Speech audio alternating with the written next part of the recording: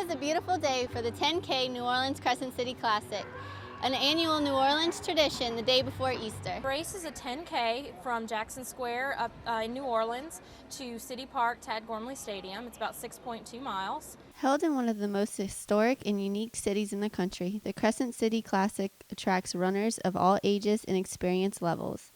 In fact, due to the flat terrain of New Orleans, the Classic has seen more Olympians and faster times than any other 10,000-meter road race in the world. But it's not the elite athletes that make the Crescent City Classic.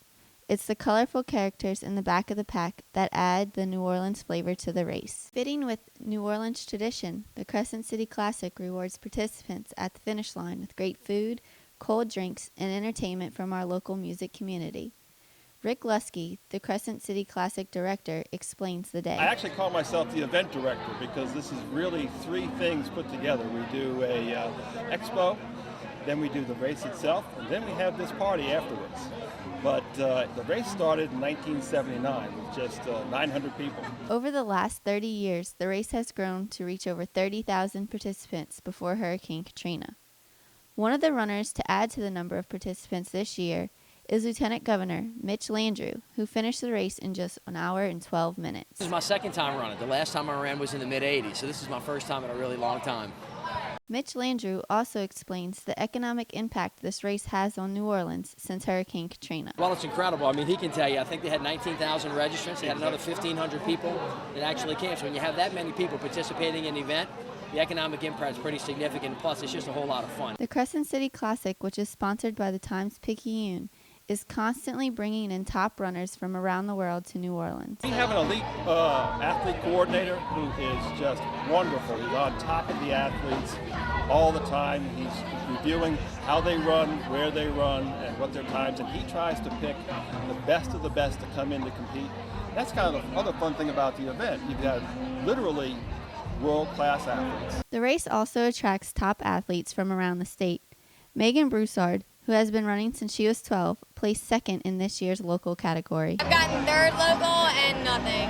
I will try again next year. Try and get a win, maybe. That'd be nice. Since it is an annual tradition for the race to be held the day before Easter, don't be surprised if you find a bunny or two running in the race. Don Quintana was the first Easter bunny to cross the finish line in this year's race. This is my second year dressing in the tutu, but I have dressed as other things before. Crescent City Classic-wise, I've done probably 8 or 10 of them. This is kind of, a really unique New Orleans experience. They have people out there dragging ice chests, bringing their beer with them. Other people, just cutting loose, having a good time, so I wanted to be part of that. It's always the day before Easter, so I figured a nice pink tutu, and I'll run with the pink bunny ears. It's kind of a fun way to do it. So. 4 years after Hurricane Katrina, the race numbers have continued to grow. Rick Lusky hopes that the numbers will reach 30,000 again, as it once was before Hurricane Katrina. We actually had 19,500 registered for the race.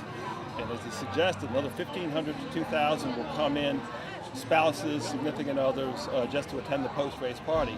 And we actually have about 750 volunteers out there as well. So it's a good crowd. I think we accomplished our objective today.